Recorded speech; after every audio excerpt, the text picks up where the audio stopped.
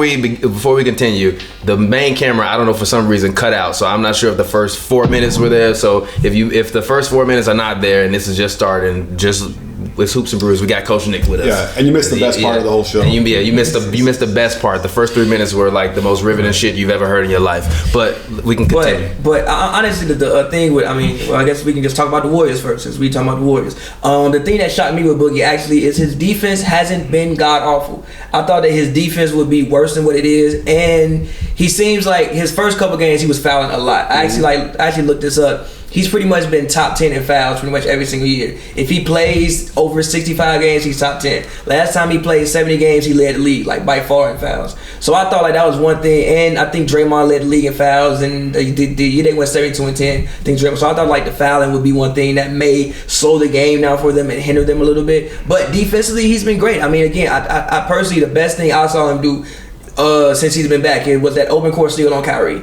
Okay. Guy was like, okay, you just stole out. First of all, Kyrie don't get the ball stolen from him much. No. And the fact that Boogie stole the ball, he's going for a crossover, and he stole the ball from the man. And I think that was the play that Klay hit the three, and then he pushed the lead 3 points. And after that, the game was pretty much over with. Right. After that. So, I mean, honestly, I've been impressed by the way Boogie has looked. I don't know how good he is off the Achilles yet, because obviously the Warriors have so many of your deficiencies, which is also why it's very, very smart for him to go there. Like, they don't need him on the court. Right. So it's like, I mean, can you imagine going to a situation like New Orleans and like they need you back, so they're gonna come back in like December and there's more on you. I remember then Anthony Davis requests a trade to the Lakers. Like I remember like I think about 2 nights before he even tore his Achilles, I think he played 56 minutes against the Bulls. I was like, yo, why is he playing that many minutes? He's too big. He can't do that. So again, I don't necessarily know how much he's lost and how much he hasn't lost, but he looks good. Well, you can tell he can't lift off that leg. Yeah. And like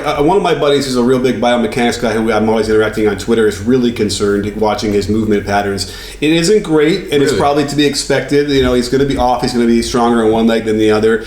But he's worried, and I see what he means. Like, there's just an imbalance there when he's using the other leg a lot more, and that usually leads to other stuff. Yeah. So the one thing that will protect him from that is like minutes, and I don't think he's playing a ton of minutes right now, DeMarcus Cousins is playing 22.3 minutes per game. He's averaging 13.8 points per game, 6.8 rebounds per game, 4 assists, 1 steal, 0.7 blocks, 2 turnovers, and 4.2 personal fouls, which is his second career highest behind 2016, 2017 but that's when he was traded to New Orleans. Minutes. That's the only thing that worries me about. Yeah. So basically, I had on here, can anybody beat the Warriors? His per 36 fouls is 6.7. That's the see. Whatever other numbers are. His per 36 are points. He's 22.3. Oh, that's it. Personal fouls 6.7, turnovers 3.2, blocks 1.1, steals 1.9, assists 6.4, total rebounds 11, total rebounds per 36. He's shooting about 76% from the free throw line and 46%. I'm sorry, 46.2% for his per 36, which is actually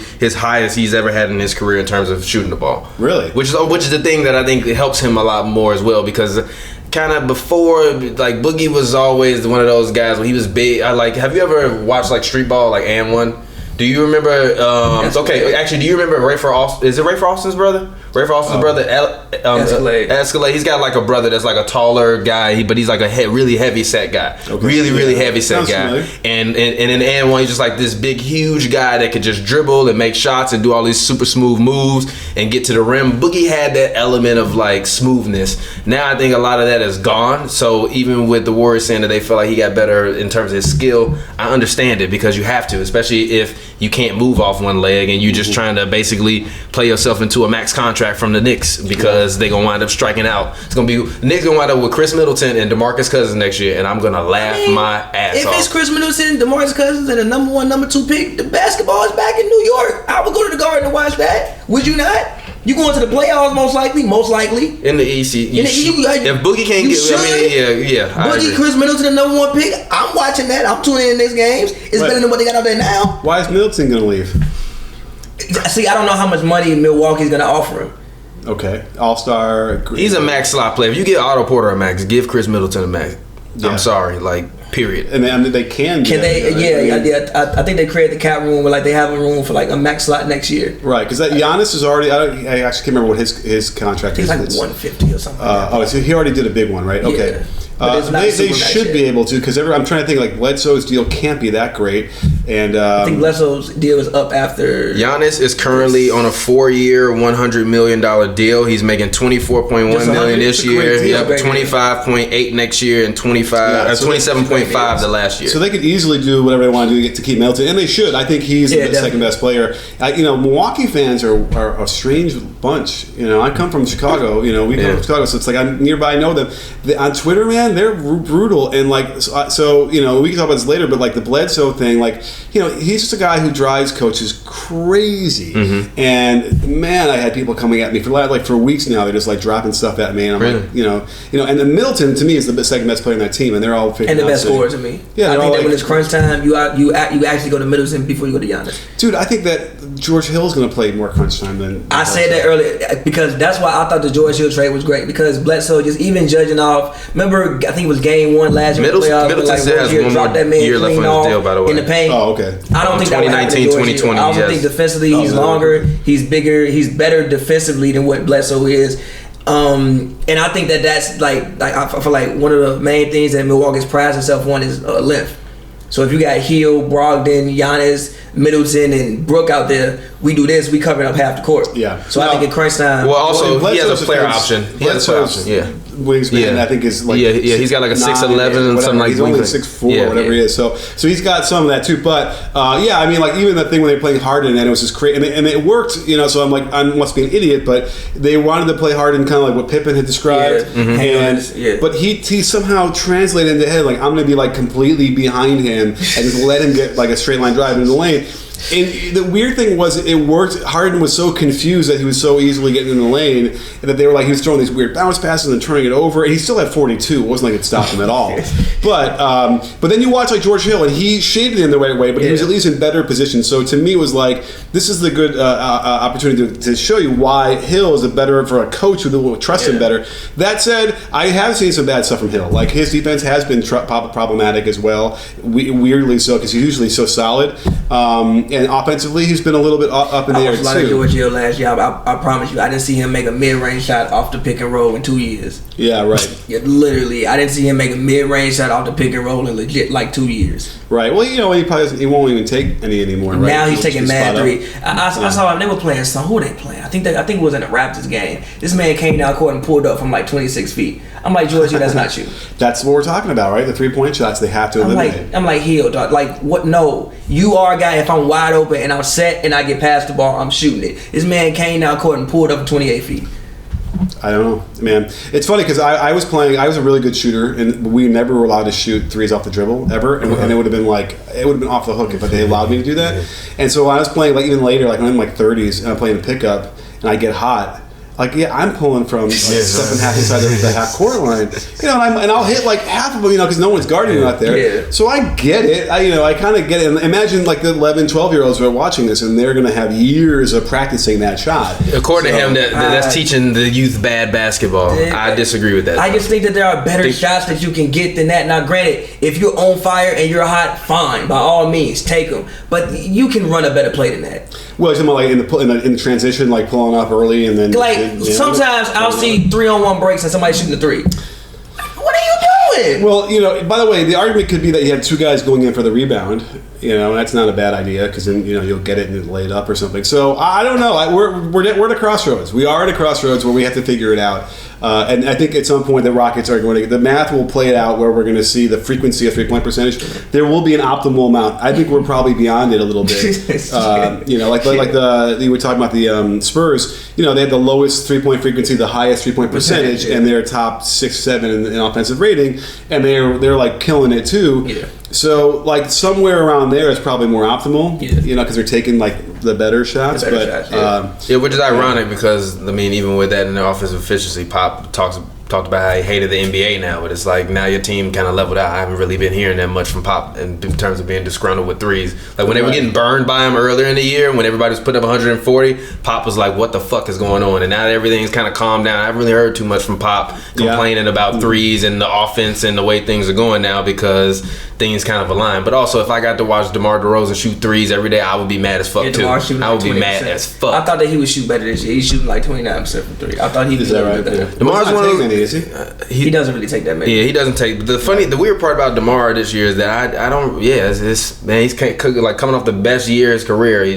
He's having a really good year, honestly. I haven't even noticed he exists, and maybe that's just because he's in San Antonio, which is probably why Kawhi was like, I need to get out of here. He's not scoring the same, but he's doing things better than what he did. I feel like his playmaking is better. I feel like he's defending a little bit better. He's doing some things better, but he's just not scoring at the same clip because it's Pop. I mean, Pop had Tim Duncan averaging 18 points. But I mean, to be fair, he is averaging basically 21. 2 more rebounds than he averaged last year and 1 more assist. Yeah, so I mean, what is he at for points? 21? Yeah, he's at 21.4. He's 20th in the league in points right now. Yeah, so and he is a threat. Like you gotta. You have to, especially if he gets hot. But so it's like he's doing it. It's the same game he's always had, and he takes these really tough mid range and he can hit them because he's tall and he can elevate.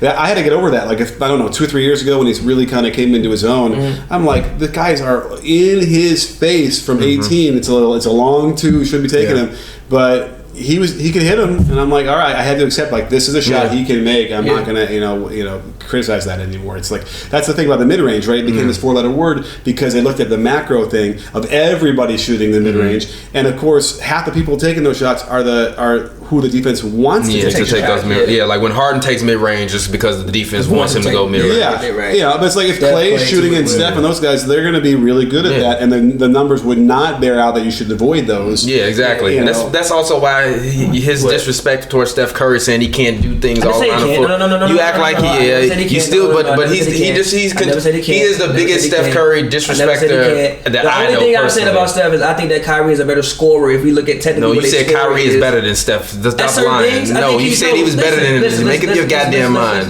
Don't start flip flopping. Don't start that shit down. Listen, I think he's more skilled at certain things. Yes. I do. And dribbling, that's it. No. Dribbling and that's it. No, scoring, I think he's a little bit of a better defender. I think he's a better passer now. But what? Who you seen Kyrie lock down?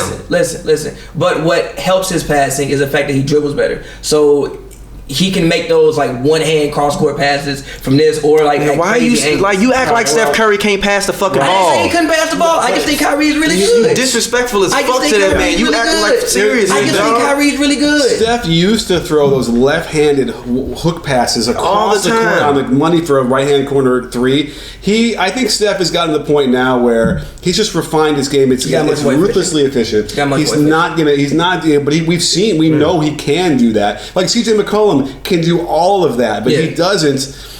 Probably because he lacks, like, he's not insane. Like, sometimes he's a little crazy. They're like, I'm going to really do all that great stuff. But I know he can do it. I know a lot of the guards can do it. And part of it is probably even confidence. Like, you know what I mean? Like, you're out there, there's 20,000 people watching, and you miss it, and it's embarrassing, right? So you got to have that sense. So maybe that's sort of what happens. Because D'Angelo Russell could do that, I would imagine. Yeah, I don't think they can do it like Kyrie. Listen, Kyrie's on a different level. Like Kyrie, to me personally, now granted, I haven't seen everything. I'm only 27 years old, so I haven't seen everything. But when it comes to scoring the basketball, Kyrie is the best scorer for a small guard I've ever seen in my life. I will say he's better finisher at the rim than Steph. His ability to finish, and by the way, you look at the numbers. Sometimes his numbers aren't as high as my eye test tells me for whatever reason. But the skill involved in the way he can lay it up off the glass at every angle over any size big man is just it blows my mind. And I remember I'm like I need to interview him at one point. I got to get to the bottom of like how he developed that so well. Somebody's like, oh, he just did the Mikan drill. That was his big thing, his answer. No, the Mikan drill, right? He did. He started shooting like that because when he was a kid, the backboard on one of his rims, like half of the backboard was gone. So when he wanted to make layups off the backboard, he had to hit off specific spots in order for it to go into the basket. So as a kid, like growing up with a broken basketball rim, he just would throw it up and land it off of certain stuff, and that's how he got good at doing that. That makes a lot more sense because the Mikan drill, if we all know, it's like step, hook, step, hook, step, hook under the basket, and you can do it as a reverse too. But like that ain't doing it. Like that's not. Kyrie would send George Mikan to the hospital with broken ankles. Because like he's doing something else to practice the full speed double pump, all that stuff going. That's such a stationary drill he does, and there's no way that informed him on how to make the other ones. So, but I'll give him that as far as you're talking about Steph and Kyrie. But I mean, they're both. It's just sickening how good those guys are. No, they are. Look. I don't know. I still don't think. I'm still not sold on Kyrie as a number one though. Like I'm just not. I'm really not. Like, I understand that because he's got to call LeBron again. And he's not a. He's number one, not a great leader. And I disagree with that. He's still 26 years old. What the fuck does that mean? LeBron was a great leader from day one. I don't want to hear that shit. I mean, but LeBron's a different type of. Get the fuck out of here! Stop that. How you gonna ask other people to be accountable, but you can't be accountable for your fucking self? Get out of here. No, but Kyrie was averaging 16 points for the first month of the season. Because they were trying to figure it out. It wasn't like he couldn't average more. Well, then don't turn around and get mad at Tatum for being a young guy trying to figure it out. 27 in January, and they've been winning. They've been 8. Like first of all, the Celtics have been winning. They're third in the East now.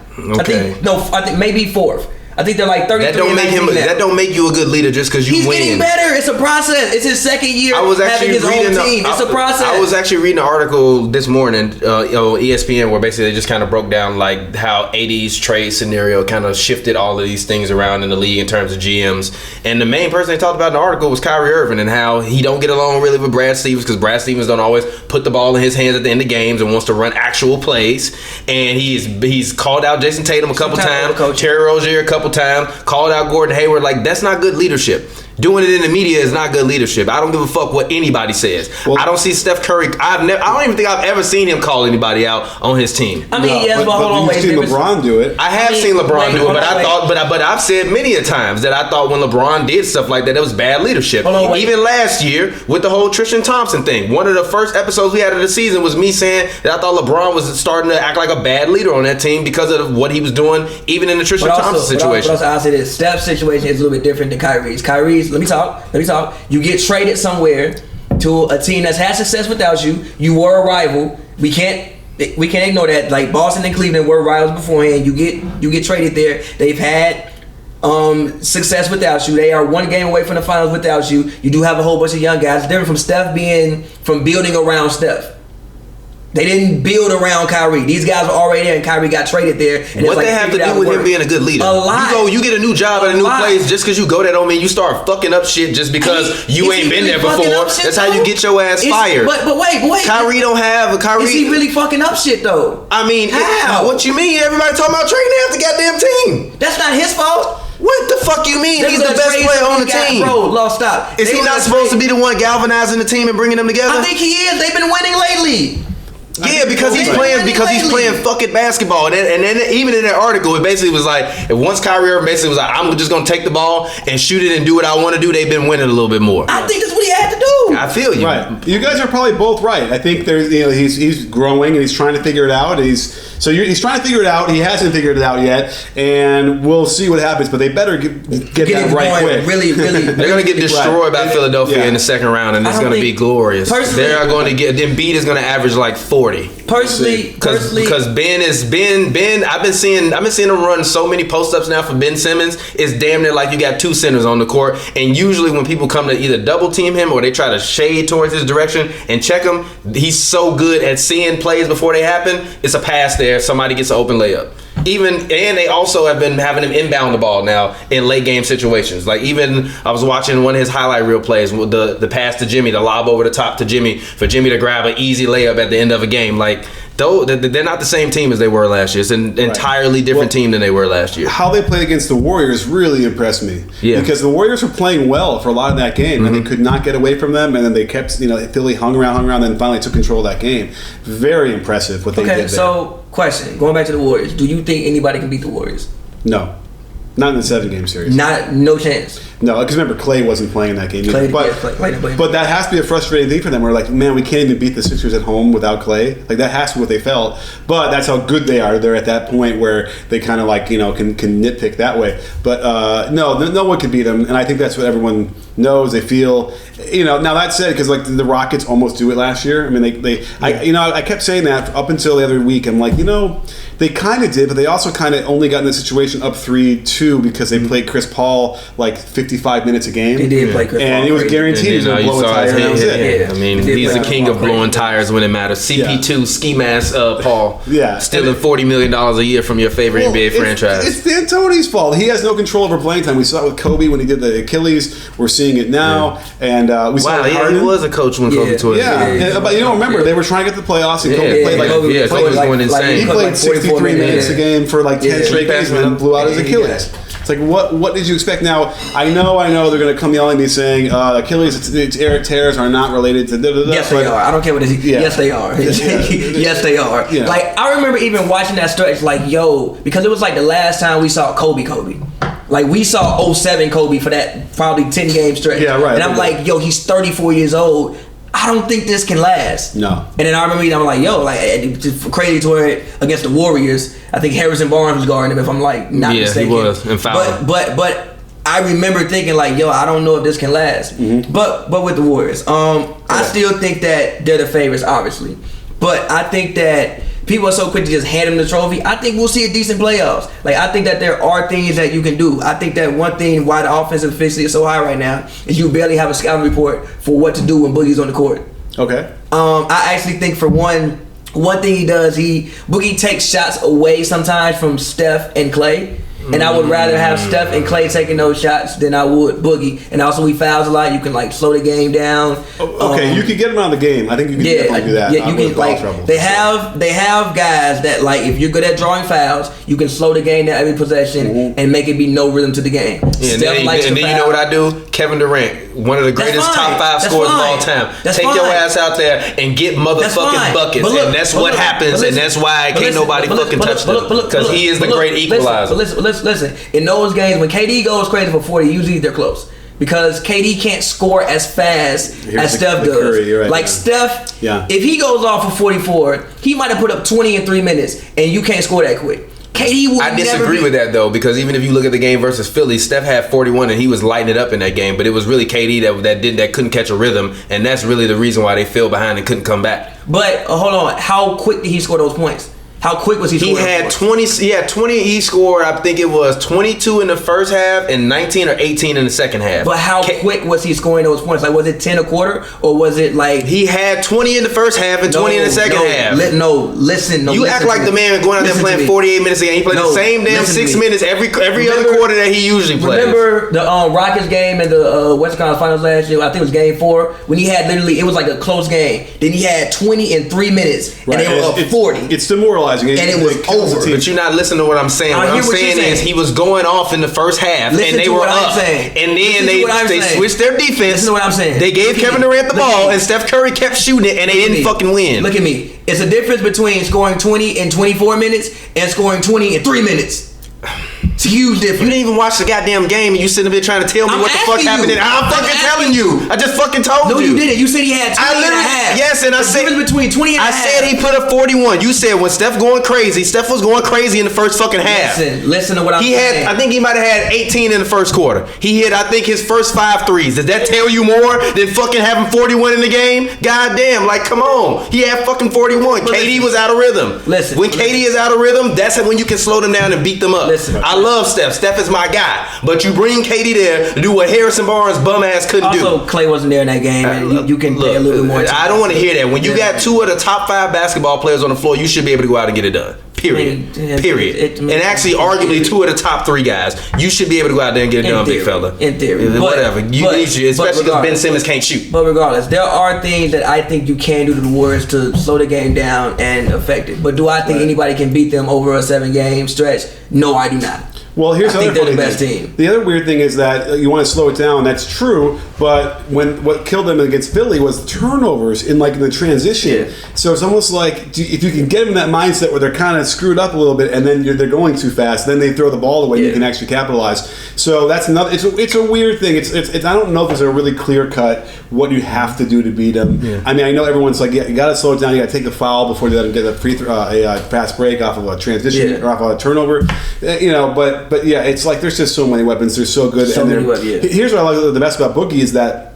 So their bread and butter is they throw it in the post, and then the guy who threw it in the post from the wing will go screen. So it's Klay throws it to the post, and it screens for Curry, and he splits across. And then Klay can back up, Curry can cut back door, whatever it is. Well, Boogie is now doing that. He's the guy who's setting the screen and then popping out for three or cutting back door. It's like the 5 is not supposed to be part of the split on top. They've even been doing that with Boogie and Draymond. Like sometimes they'll put Draymond or Boogie in the post and then run Draymond around, and then somebody around on the other side of the court will be coming around the screen. So the pass to the pass. I've seen it a few times where they, especially against the 76ers, because the craziest part about that game was Embiid I think had 7 turnovers in the first half. Yeah, he was just fumbling the ball all over the place, and then I felt like he doesn't really deal with a lot of people that are as physical as him. Like they might be as big as him, but they aren't as physical as him. Boogie can't move. All Boogie is physicality at this point. So I feel like it took him a little bit out of his game. And also Boogie's slow, so it's not most people can at least move with Joel. So when he hits you with the pump fake and then he want to Euro step to the hole and do all that, you hit Boogie with pump fake. Boogie like this. He's just standing there. He's not jumping and biting on that. He can't fucking move. By the way, I don't know if there's a better matchup that I enjoy watching than Boogie and Embiid. Mm-hmm. I don't know. That's a great matchup to watch, and they have a history of all that stuff with the slapping the butts, and that's hilarious. So I love watching them go at each other, especially because Embiid rarely has anybody that could guard him, right? That has that size and is good enough to do it. So Boogie did say that he thought Embiid would be other than him, he said would be the best big man in the NBA. Yeah, exactly. When I retire, it's like, no, Boogie, you can't even make the playoffs on your own. By the way, why don't they just trade? They should trade. The Warriors should trade Boogie and whatever and get Anthony Davis. Why don't they do that? Why would New Orleans do that? Because they're going to lose Anthony Davis anyway. Yeah. So they have to trade him. We know they have to trade him, but you're right. Like they should wait for the Boston Celtics to come up with whatever. Okay. It depends on Kyrie Irving at this point. That's also what the article was saying. Like if Kyrie is now, at first it was I'm committed to Boston long term, and now it's ask me, and now it's ask me, and I don't owe anybody shit. Now it's like all right. I haven't seen that. I think should at least pick up the phone and call. The Nuggets. AD? The Nuggets? Oh. I think the Nuggets should pick up the phone, offer Paul Millsap, Michael Porter Jr. Why? Keep going. Porter Jr., Beasley. Like, they have a lot of young pieces that they could... Or Gary Harris. Somebody they have a lot of young pieces. You need a really good first round. That's why the Boston Celtics had the best advantage. They have, like, these, top 5 picks. But I like where you're going. I'm interested in that. You offered me Michael Porter is like calling me and saying, hey, do you want 8 cars and 1 car that's been stolen? That man got a hot back. Listen. Reason being is last time, like, he wasn't no one player coming out of the nation, in the nation in high school. He was. So we hope that with modern medicine they can fix his back. If he comes back and is anything like what we thought he was going to be coming in high school, that's a steal. Do you know anybody with real back issues that have real back problems? I mean, Steve Nash had a bad back. Like, Phoenix kept his back together. That's not what I asked you. I said, do you know anybody with real back issues and real back problems? No. Trust me, it ain't just some shit where you just gonna magically be like some fucking Fruity Pebbles and be magically delicious or whatever. That shit is never gonna get better. Especially after you have the same fucking surgery Steve Nash had. They tried to keep him. It was Steve Kerr? Steve Kerr. I thought it was Steve Nash had the same back surgery. Steve Kerr had that surgery. Nash had the surgery. Nash is they were able to keep him with tape and glue, Okay, well, I mean, but still, like, if Steve Kerr is your shining example of me supposed to expect you to, because I think it was Steve Nash. It was the same back surgery. Steve Kerr had that surgery when he was out half a year and Luke was coaching. By the way, don't use that as an example because Kerr's surgery was a nightmare and catastrophe, and he's still dealing with it. Yeah, exactly. He's still tingling in his brain, still tingling. Look, the man's back is hot. I'm sorry. Yeah, the back is hot. Like, send me Beasley and all them other guys, but leave hot back where he is. No, yes. Because again, I think Michael Porter Jr. is not great. I don't think he's gonna be some superstar. at this point. But no idea. But I do think he's a guy that if he gets healthy can give you 20, 22, 23 points a night. I do think that he's 6'11". He can pretty much score from every place on the court. This is the guy that, barring injury, was the number 1 pick in the draft. It's huge. It's a lot of. How many motherfuckers can you say that about throughout NBA history? Barring injury, he was the number 1 pick in the draft. Not hands down number 1 pick in the draft. What? Hands down. He was supposed to be up until. Well, actually, what happened? He was right before he got to college. Yeah, before he got to college, no one. Right, I think he was like this. He was a preseason All-American. When he got to Missouri, he was a preseason All-American. Right, which is crazy for a freshman. Right, got hurt like 3 games of the season. Didn't play no more until I think it was the conference tournament. Yeah, and he played like 2-3 games. Then he came back and his back was hot, and had to go back. It's too risky, I think, for AD. But then again, you can't afford to get nothing back for him. But Paul Millsap isn't something back for him. Have you seen Paul Millsap this year? He's not even what he was in his last years in Atlanta. But hold on, Paul Millsap has $30 million on his own contract, so salaries will match. Also, the last year is a team option. They can decline it after this year. You get the cap space. You also can get Malik Beasley. Maybe you can get some other young guys. I don't know. I think that's a team that should pick up the phone and call. That deal though will be there July, whatever, after they get Kyrie to sign. Although again, this whole Kyrie thing is fascinating. They why don't they just trade Kyrie to New Orleans so they get AD? I mean, the whole point is to get Kyrie and AD together, right? Yeah. But I used to say this up until Paul George. If they're saying anything less than I want to be a Celtic for life, then they're gone. Like that's usually what you hear. Like they say all this bullshit, but they never actually say, until they really commit, they're not going to sign. Paul George, everyone is going to LA. He's going to LA. He's going. All of a sudden, he re-signs with OKC. So that gave me all of a sudden my whole philosophy has had to change. I said the whole time. LeBron. Yeah, I mean, you were. Even this point, he kept saying Paul George was going to sign. Even the points he made, he said he thought that Russ was going to take a step back and try to be more of a creator, and he has been. But you don't think it's because LeBron went to LA? He's like, I don't want to be Chris Bosh. Yes, but no. I think that one thing is, that how they lost helped him to resign because I think he played horrible. Okay. It wasn't like Russ was the one. I mean, Russ had the best series, but also Paul George had 7 points and 7 turnovers in Game 6. Okay. Also, he did had a knee issue. I think he did get surgery right after it. They were offering him $130 million. You just came off knee surgery. He probably felt like I didn't give this a fair chance. Right. Okay. And he also choked in that Utah series. He choked. He was terrible. There is no reason on any day that Paul George should be outplayed for an entire series by Joe Ingles. But he was outplayed by him and Donovan Mitchell.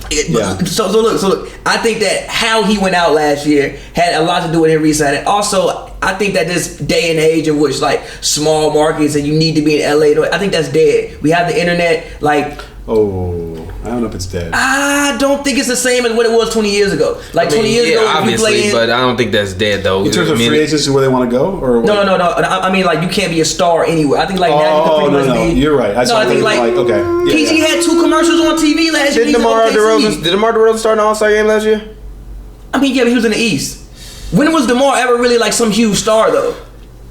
DeMar was Toronto. He was a star in Toronto. No, he wasn't. Yes, he wasn't some huge star in Toronto. He's a star in Toronto. I don't think he was some huge mega star in Toronto. People put him and Vince Carter in the same conversation because he was a star in Toronto. No, hold on. Come on, man. They put him in the same conversation because of what he did on the court. Now we talking about stardom. Vince Carter was a much bigger star than what DeMar DeRozan was. But he was talking about what they did on the court. I think DeMar DeRozan had a more successful Raptors career than what Vince Carter did. But I never thought DeMar had some huge popularity factor behind DeMar like Paul George has. I think anywhere PG goes, he'll be a star. I mean, look at Russ. Russ is playing in Oklahoma City. He's getting all this stuff. I can't agree with that because even PG wouldn't be starting an All-Star game if the fans, the actual people that... And he plays in OKC. So what? He's playing in Indiana. Exactly. So I don't think markets no more have a huge stranglehold on how big of a star you could be. Even look at Giannis, captain of the East. He playing in Milwaukee. Yeah. Giannis is also an international guy. That's 2 completely different things. Because even if we're looking at Luka, I guarantee you that 3 million votes he got. But Dallas is the 4th biggest market in America. Okay, Dallas, but I'm guaranteed that 2 of the 3 million views. Yeah. I mean, the votes he got did not come from Dallas. But he deserved every single one of them. No, I agree. I honestly still feel like he should have been an All-Star this year. Yeah. I think he's more deserving to be an All-Star this year over Larry, which is also why I don't like the East-West All-Star thing. I think you should just pick the best 24, 25 25 guys and run them out. Like if we're gonna have a secret draft every year anyway, elect 2 captains and pick the next best 22 people. All right, well, we're almost there, right? Because we're doing the pools and you can mix and match, but we still do 7 and 7, right? For reserves. Yeah. And that's the only problem. Is like they could figure out a way to just do it like the 14 across the whatever. That might be better. Because I agree. There's no question. Like Luka should have gone in over Lowry. Like that's a he should have gone into me over LaMarcus. I mean, What about Klay? Huh? What about Klay? I know. I don't look. I'm sorry. Like I don't care what anybody says. Klay Thompson, that team, it still exists. Like everybody love to talk about what if Steph Curry wasn't there. That team fucking exists because Klay Thompson has been there. And when he's not there, you see how they play without him. I'm period. just asking. No, he is an all-star. Draymond Green will never be an all-star again. It's over for him. It's a wrap. It really is. Like sorry Draymond, it's a wrap, bro. Like and the fucking nerve of you to make fun of Rudy Gobert when you didn't get a should I cry now? I mean shit. What You damn. Huh? How did he make fun of Rudy? He basically posted a tweet that said, "Should I start crying now?" Oh. Like, come on, bro. Like you were the defensive player of the year 2 years ago. If anything, you should be like, "Damn, I got to get better." Well, or instead of trying to antagonize the guy that really ain't done shit to you. Well, he also defend him, saying like I made my name on defense. Yeah, like that's also the other thing that I don't understand about the Draymond thing is like if the reason why Rudy didn't make it is because he only is just the best defender in the NBA. You shouldn't have been there. Then you shouldn't have been there either. Then you shouldn't have been there. I mean, I like those 6 assists, but them 7 points ain't riveting. No, I'm not paying for Warriors tickets to watch Draymond Green shoot like he got a backpack on his back for the top of the 3. Like I'm not. And so I love Draymond, but his 6 assists are passing to Curry. Steph and Klay. Like a lot of people could probably. Like I said, put Draymond in New Orleans and you tell me what Draymond Green is. You know, yeah. I mean, he's probably 5 assists and 10. That's who they should try to trade. Trade Draymond and Boogie. There you go. Well, I mean, it's so hard because you're never going to get fair value back, right? You're talking about a megastar. But here's the thing. AD has always left me feeling a little hollow with his game. I don't know. AD is like Carlos Boozer times 15. And I always say Carlos Boozer was one of those guys that was an all-star, but all of his numbers were always empty to me because he never could get his team to win. Including in the playoffs versus Miami. Chris Bosh used to be a hoe in that man. See, here's my thing about Anthony Davis, right? It's not like the Pelicans are terrible. No. They're not terrible. They're not great. No. They're like, but they really get slumped, right? Even before he left, went down with the injury. What are they? They're not in the playoffs. I mean, yeah, but guys were hurt. They're not in the playoffs. And Alvin said that they only have had the lineup that they want out on the floor 10 games this year. But still, you should be better than that. You should be better than that. The guys were hurt. Okay, Harden. Guys were hurt. Yeah. You should be, but now granted, the argument is Harden is a guard, so Harden can dominate the ball. That's what we got to figure out. They need somebody to give AD the ball. Look, okay, how about this? Has AD at the Pelicans the last several years, they haven't in the playoffs maybe like once in the last whatever. Twice in the past. Twice in the past. We go back 6 years, right? Yeah. Okay. Dame Lillard, every year they go to the playoffs. Yeah, every year. You can't tell me the Portland Trailblazers have a better team overall than the Pelicans, do they? I was actually thinking about Dame last night. Because I was just thinking about Dame in terms of like, man, he really is like going to be one of those guys. Well, obviously he won't be forgotten because now he's finally getting those all-star appearances. But when we think about like the greatest guards of this generation, Dame is going to always be that guy that's like a peripheral part of the conversation. But if you look at what he's done, and a lot of people have been given this a similar amount, he's still been able to do what he's been able to do in the West. You know what I mean? Like even Giannis, I'm not necessarily sure if Giannis with a Middleton like a year, 2 years ago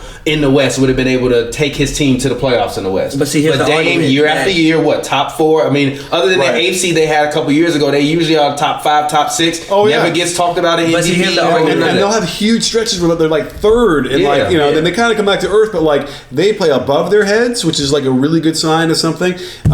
So either the question is it by nature, by the simple fact that he's a guard. So he's versus AD, who's a whatever he is, a forward center. It's weird because AD just destroys the box score, but again, somebody give him the ball. It's like he can't like LeBron, right? He can pretty much be the sole reason why anything happens. I can get the rebound, push it up court, pass it to whoever, go back, block a shot, do the same thing. Like AD, big men always need somebody to get them the ball. Right. Not granted. I don't believe in building teams around people under 6'4" usually, but I do think you always need good guard play to win. Okay. You have to have good guard. Like if you see in college basketball in the tournament, if you don't have good guard play, you aren't going to win. Absolutely. Because somebody like the point guard is probably the most important person on the team. Which is why Duke is going to get upset this year. By the way, Duke is going to get upset in the tournament. I think. Which is why, but I don't always think the point guard needs to be the best player on the team because usually they're just too small to affect the game in every single facet. Okay. Well, so unless you rest. So yeah. Well, okay. So here's what I think it might also be. Dame, when he attacks the pick and roll or attacks the drive, he draws defenders to him, and now he's doing this stuff. Does AD draw double teams? No. Right? I don't think he has gravity. Score. I think that's the thing. He doesn't have gravity, and that might be like. And I just kind of came up with this. If he had a Middleton on his team, do you think that would be different though? Like the thing we've been talking about since we started this podcast 2 years ago is I think one of the first episodes, one of the first 4 minutes of the first episode of Hoops and Brews, we literally said pray for AD because it was like the first game of the season. He had like 50, 20 and something. He had like 50, 10, 5, and 5. And we were like, but that was like 2 years ago. We were like, pray for AD. I don't necessarily know if there are enough shooters around him. Like we've been talking about why they don't have a good small forward. They haven't had a small forward really since he's been there. Well, you got Mirotic. Is he? I like Nico, but Nico to me now is more of a 4 than what he was in his early days in Chicago when they ran a bigger lineup out with like Noah and Gibson, where he was more so fit to be the 3. So I think Nico is more of a 4. I think AD is more of a 4-5, and Randall is a 4-5. Yeah. But they all kind of need to share those same minutes at the same position. But it's Anthony Davis, and you don't have any shooters. You got Drew Holiday out there. You got fucking Elfrid Payton. Shooters though, like granted, you not out there with Etuan Moore is not blazing. Is not setting the world on fire. But you can't leave him open. Darius Miller, you can't just leave Darius Miller open. You can't just leave Drew Holiday open. Now, granted, he don't have like. Do you have to account for them? Yes, you can't just leave them open. You're not accounting for them the same way you got to account for Klay. When Klay is on the floor, Klay is one of the greatest shooters of all time. It's not fair. But even then, Klay Light to me, Chris Middleton. Klay Light with a better dribble package. You got to account for Chris Middleton on the floor all the time. Because he scores better. No, I don't. It's not even that to me. He's a good shooter. He can shoot. Good shooters. I think the thing that we saw with Giannis early on in his career is that they didn't have enough shooting around him. So when the playoffs, you can just load up on him, and Giannis still gonna put up his numbers, but he's not gonna be able to affect the game in the ways that he needs to affect the game. Now Giannis has shooters around him, so when he's driving and euro stepping and taking 2 steps to get to the basket, if somebody's there, throw the ball out. Somebody will shoot. Like if I'm AD and I go to the basket, I'm shooting this fucking ball. I'm not passing the ball to Darius fucking Miller. Fuck Darius Miller. I'm taking this goddamn dunk. He can shoot though. I don't want to hear that shit, man. What's he shooting right now? That's not what that look like. When I think about people where I'm like, yo, let me surround myself with shooters. Etuan Moore, Darius Miller, fucking Drew Holiday, and Elfrid Payton aren't the guys I'm thinking about that I won't have shooters around me. I'm sorry, but no. I was just watching the last game they were playing without AD. The Rockets, or and they had the game. They almost won it. At the end, no! You right? I think was it the Nuggets? Maybe it's not. I'll look it up in 1 second. And I had to tell you, it just felt like not that they were better without AD. It was like this team might actually. They lost to the Nuggets and then they lost 3 games in a row. They beat the Rockets. They were down 17. They came back. They beat the Rockets. Beat the Rockets back to back. They had to play Denver. Is that what it was? Yeah. So and they gave Denver a run, and they really. If Drew Holiday had played even average, they would have beaten them. And he was just tired, I guess, from the night before. Mm-hmm. So it's like I'm watching this game. I almost never watch like full games. Listening to all the announcers, the whole thing. I'm always just good. Go back and forth. So I'm watching it, and I'm watching the whole game. And they made some real mistakes down the stretch, coaching wise. And I'm like, shit, is it Alvin Gentry? Like, how does he not know to? There was a foul they didn't take it early enough. There was a couple different like bad coaching things that really would have helped them. And so I'm wondering, like, shit, did AD just waste a couple of his years playing for Alvin Gentry? I've felt that way about Alvin Gentry honestly since he was in Phoenix. In terms of, I look at him and there's no disrespect because I actually think that he's a great guy. I don't know if he's a great coach. No. I think he's a good coach, but I don't think. But he to me is like Mark Jackson. He's a starter coach. He's just meant to kind of get you to the phase where we need a better basketball mind to come in and implement something beyond what it. He kind of reminds me of like a better X's and O guy version of Jason Kidd, if that makes sense. Like, I mean, like even Budenholzer coming in, he came in and reshaped that entire offense and even his defensive schemes, trying to guard people game by game, is so much vastly improved than Jason Kidd was. I just think that this might be one of those situations, but also, who really wants to come down to New Orleans, and kind of like the top coaches aren't looking to go to New Orleans and blaze it up down there. Hey, so it's kind of you ever been to New Orleans, man? No, don't get me wrong. I love New Orleans. My family is from New Orleans. My grandmother was born in New Orleans. I've been in New Orleans. I love New Orleans. But if I'm thinking about me being a top tier coach, I'm just gonna go somewhere else. Real quick. So here's what the 3-point percentages are. Eastwan Moore 41%, Wesley Johnson 38%, but he's not playing. Darius Miller 38%, Nico 36%, Tim Frazier 35%, Alfred Payton in the 19 games he's played. Can you tell me how many threes a game they're taking though? If they're taking 2 or 3 games, 2 or 3 threes a game, that doesn't 3, matter. Darius is at 4.9. Nico is at 7, shooting 36%. He's just not out there. He's just, Drew Holiday is at 5. He's shooting 33. AD is at 3 himself. He's shooting 32.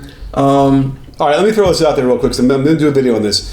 One of the videos I'm going to do is who was LeBron's best teammate. Mm-hmm. Which I think is a 1 million view video. But here's the thing. AD. Well, let's pray it is. Y'all gonna be mad at me. I think I'm gonna throw this is the hottest of hot takes. I think Chris Bosh, his last year in Toronto, is better than AD is now. I'm not mad at you. Reason why I'm not mad at you is he took that team and he had Mo P. They went to the playoffs. Yeah. Look, the thing about AD, which is why I don't think the Lakers should blow up their whole roster for AD. Because it's not like the Pelicans don't have talent.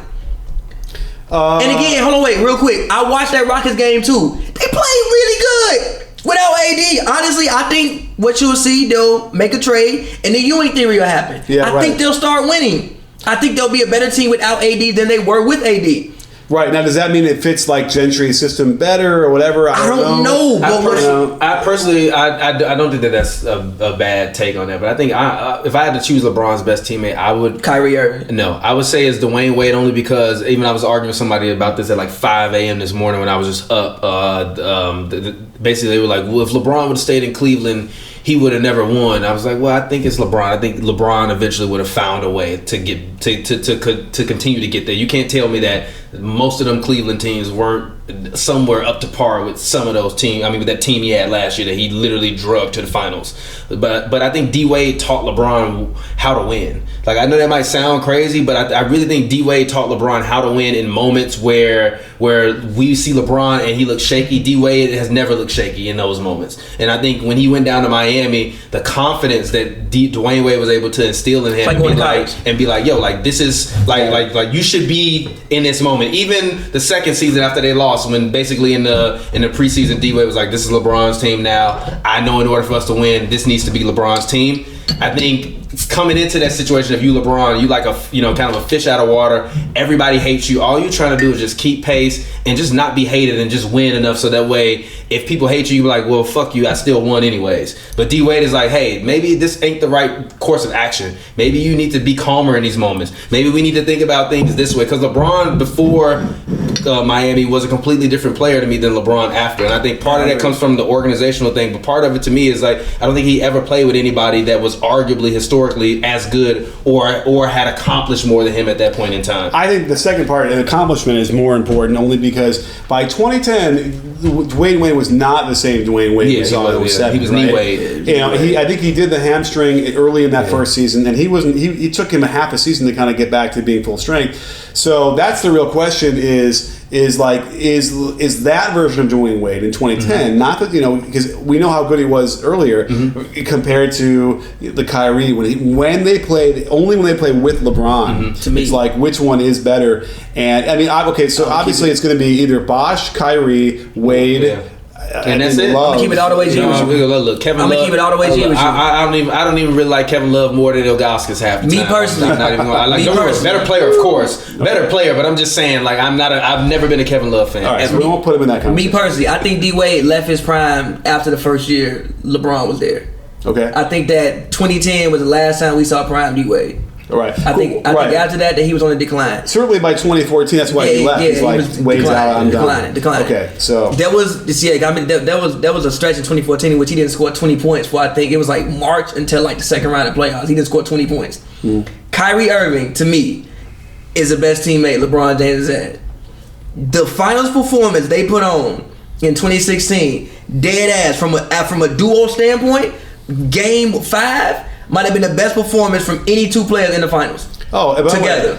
Kyrie's performance might have been better than LeBron. It was. That's Kyrie's game. That's Kyrie's game. I felt like that whole series. No, stop. Wait. I'm saying. Wait. You know. I tweeted this back then. Game 5 is Kyrie Irving's game. And LeBron hit all those shots when the game was pretty much like in hand. Then he scored the 41.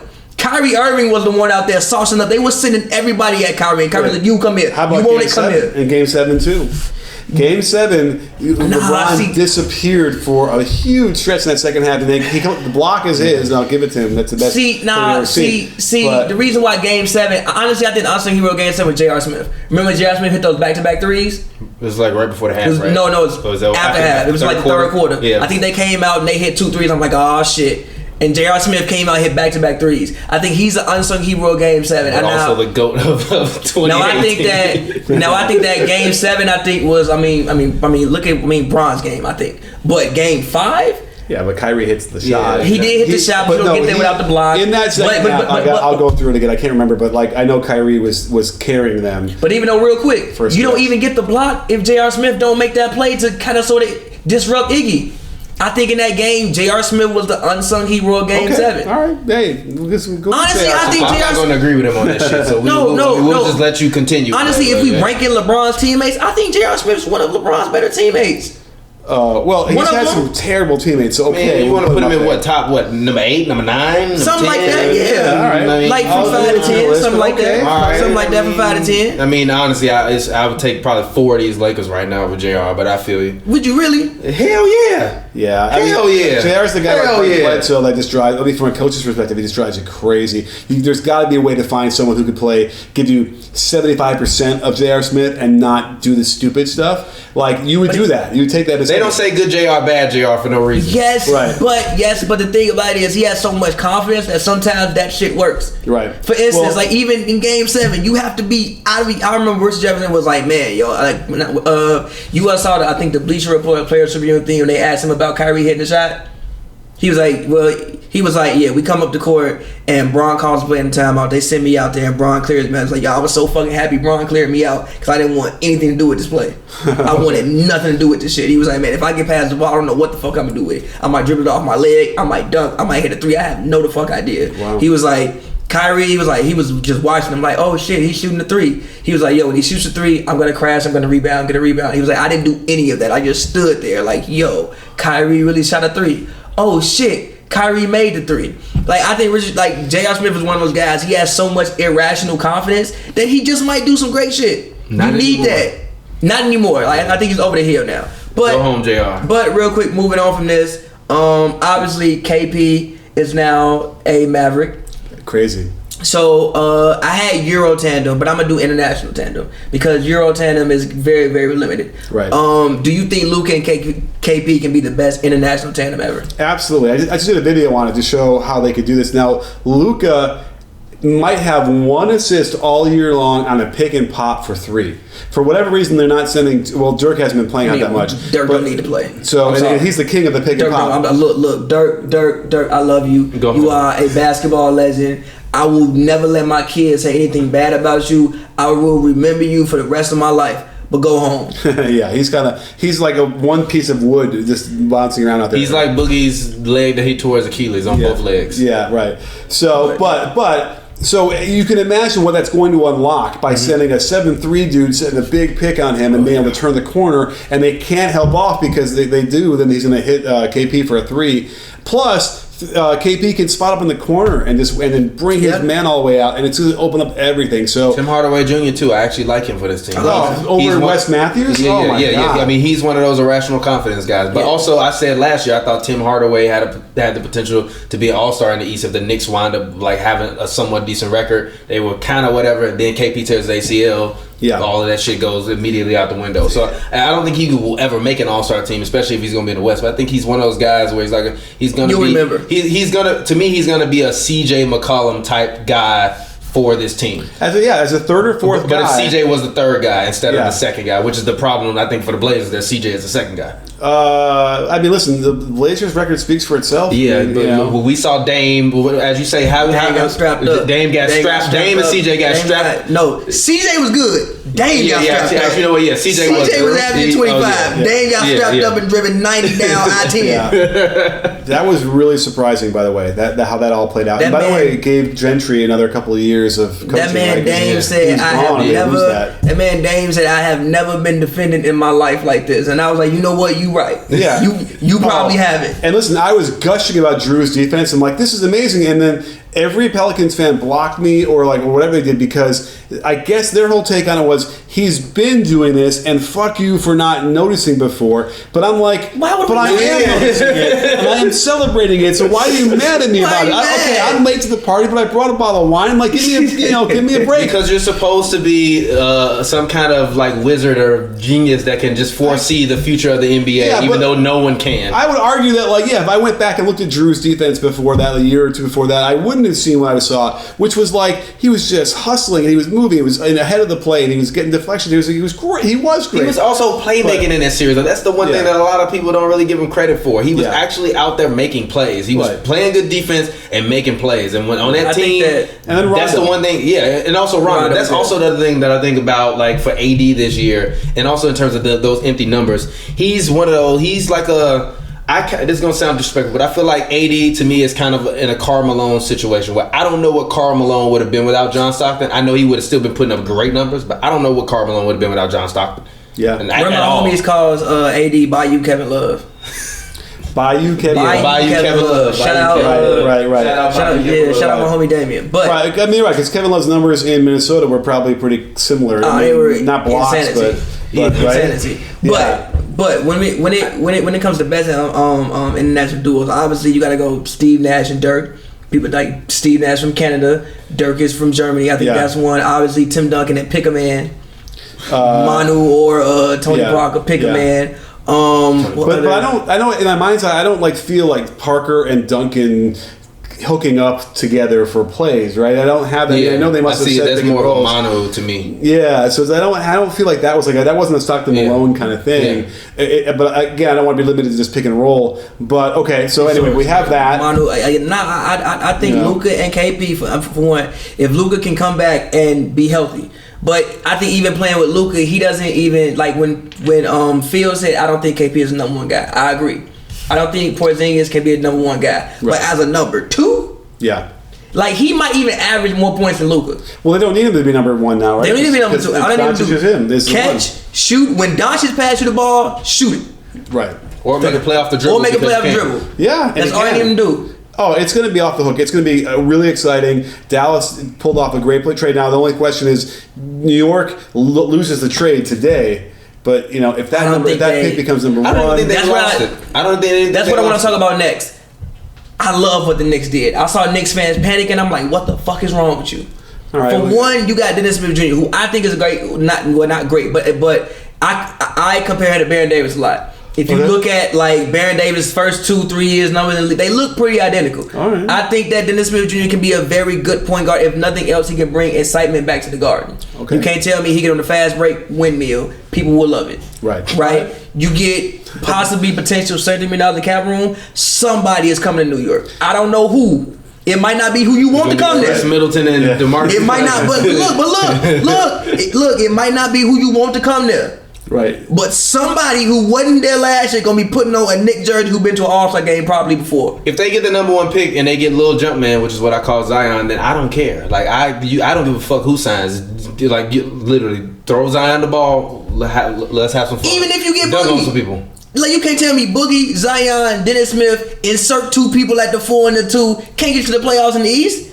Charlotte in the playoffs right now. Yeah. No. Charlotte. Yeah, it's Kemba. Even Kemba. You want to throw Kemba? There's so many. Throw Tobias some money.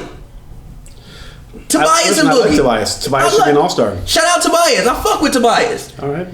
Throw him some money. Somebody gonna come to New York. He should be an all-star. Also, shout out to the Clippers. Thank you again for letting us cover the games. We got 5 more games that we will be covering this season. So shout out to the Clippers.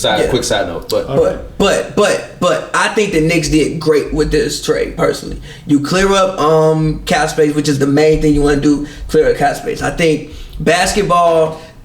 I went to the Garden in October. It was the first time ever going to the Garden. Saw like game at the Garden. Those are some of the most informed fans I've ever been around. Right. We was in there talking about charges.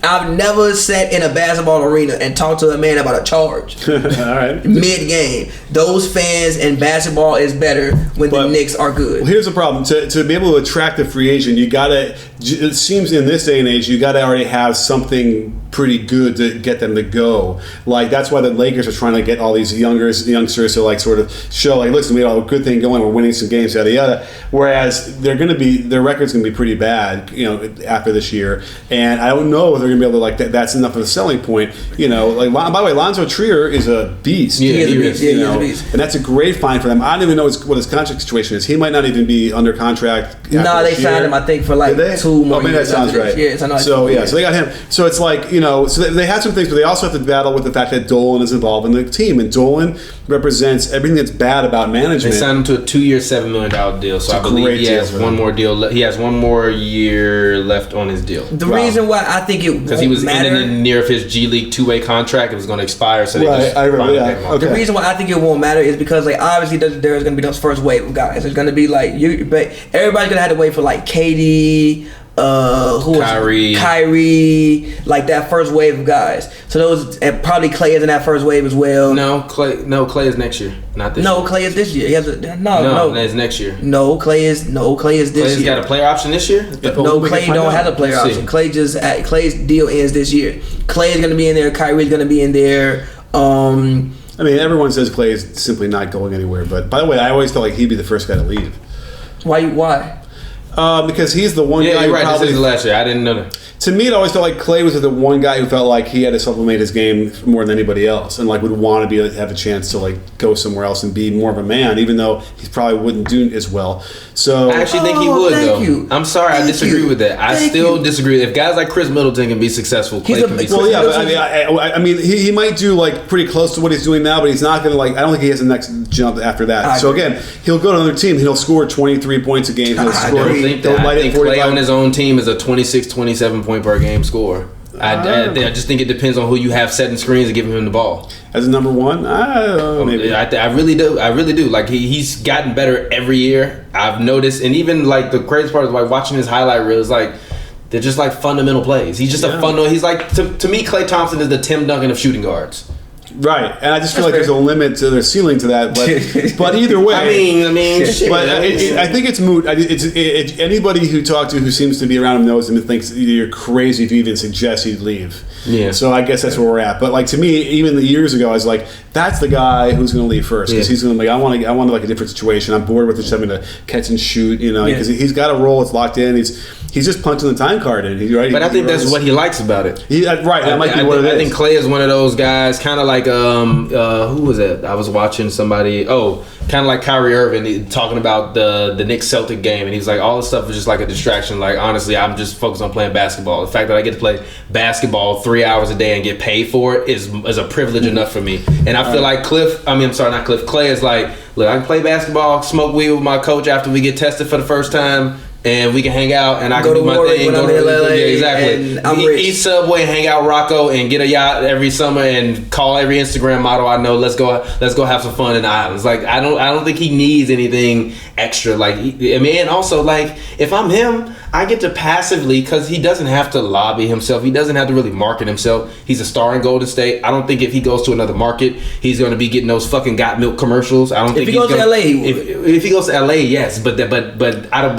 Or Philly. But his path to LA to me is not as easy as everybody thinks that it is. We have to be careful. I honestly feel like LeBron is the opposite of a magnet, whatever that is. I think he's a repellent. Yeah, I agree. I think that's unless you're Anthony Davis, and then you really want to play at LeBron. This age. Like that I don't seems think clear, right? The agent said that, so we think that he wants to go there. That's the other problem is no one should trade for him. I agree because he's going to leave. But regardless, the Knicks are getting somebody. Right. So I think next year basketball, like granted, I honestly wouldn't be shocked if Klay was just if randomly we just comes across a Woj bomb. Klay Thompson signs the Knicks. Like what the fuck? What? Because look, the Knicks have so much money.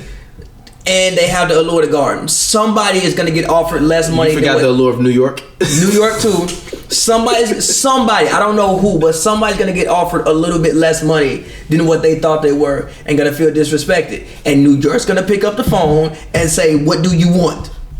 Tell me what you want. Come play with us. Come play with us. And again, you get the number 1 pick. You get the probably most likely you're going to get no less than the number 4 pick in the draft.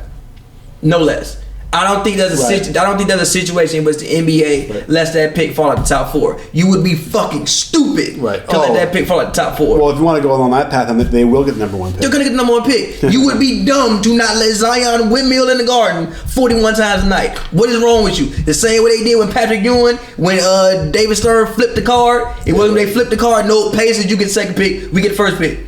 They will do the same shit again. Zion, bring your ass to the Garden, windmill. Right. Well, no. I mean, you even remember, like, it's not Ewing. It's LeBron to Cleveland the first time. That was also right. Yeah. The that whatever. That one, and then when Kyrie went to Cleveland got a couple of ones low key. Well, they also got Bennett too. Remember that one? Yeah, one day we'll find out the real story about why he's average. I saw something. He's hooping in the G League. But there's no explanation for him getting picked number 1. I know the draft was kind of crappy. Yeah. I mean, even still, the worst guy in that. I mean, the best guy in that draft was better than him. Any of them. Any of the second best guys were better than him. He's not in the league right now. He's playing in the G League. Lonzo Trier got a $7 million contract. Anthony Bennett ain't in the league no more. Okay, but let's talk about LeBron. LeBron is back. The King is back. Obviously, as I mentioned earlier, we will not be covering the Warriors versus Lakers game in terms of talking about it, but obviously, looking at what the Lakers are, my counterpart here has been basically in panic mode for the past 3 weeks, saying that the Lakers need to just go ahead. People are hurt, just take everybody and let's just sit everybody down, shut them down, let's figure it out. If everybody's hurt and all, I'm like, everybody's not hurt. Rondo's back, LeBron's back. The only person that's hurt now is Lonzo Ball because he can't seem to land right on his ankle when he's running too fast. Right. So, Coach, thoughts on LeBron? He looked rusty, I thought, in that first game back, which is interesting because he obviously wants to play in the All-Star game. He's a captain. I did a conspiracy video where how they got AD. So part of it was he was sitting out a lot longer than he needed to for this injury to like showcase the young kids so they can trade him for AD. Right, that was the whole idea, right? Same agent, whatever. So I was wondering. Magic Johnson too. I don't care what. Like there was a video of fans screaming at Magic Johnson like, "Get AD!" Magic just standing there trying his hardest not to laugh. I'm like, "Yeah, Magic, you know, right? My bad." So the thing is like, was he not like faking the injury, but like extending his absence to give them more run? But then he's like, well, shit, I got to play in the All-Star game, so I got to come back at some point to otherwise I can't play in the All-Star game because I'm injured, because right? I can't just come and play in the All-Star game. So it was good to see that he was like rusty and maybe like not moving perfectly because to me I was otherwise if he came back like incredible, then that would have really confirmed to me that he was ready to go for weeks and then he didn't come back.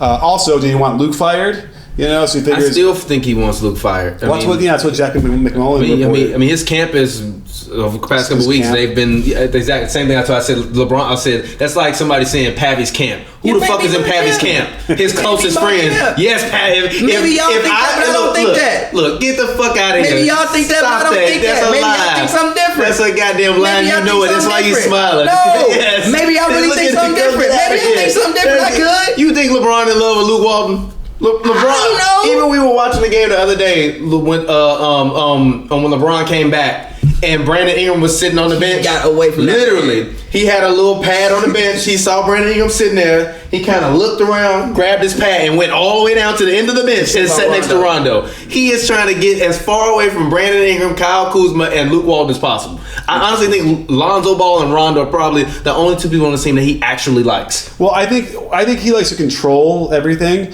and Luke had already been there. It was his team, so I think that dynamic is hard for him to overcome. And that's what like David Blatt was in a similar way, but Blatt was just kind of weird. But that's what I think is happening. It's the the dynamic is not in LeBron's favor enough, and he wants to bring someone in who he's already been there. Then LeBron's kind of got control, and he can tell them what to do or whatever. And I think that's Luke. As soon as they brought LeBron in, I think Luke understood. He's like, this is probably not going to go that well. Magic already I don't think gave he's him a coach either, though. I think Luke is a terrible coach. I think Luke gets out coached probably 80% of the time. I'm at home usually screaming at my TV lineup adjustments and rotational adjustments. The fact that Zubac has just started getting minutes when he's been lighting it up pretty much for the entire season whenever he's gotten the opportunity doesn't make sense when you got Tyson Chandler out there like a statue. Honestly, if you would have given Zubac more minutes earlier on, you might not have even needed to go and get Tyson. Interesting, and he's my guy. I love Zubac. He's it's a fun player to watch develop. So yes, a lot of these things are come up, and then in-game decisions are questionable.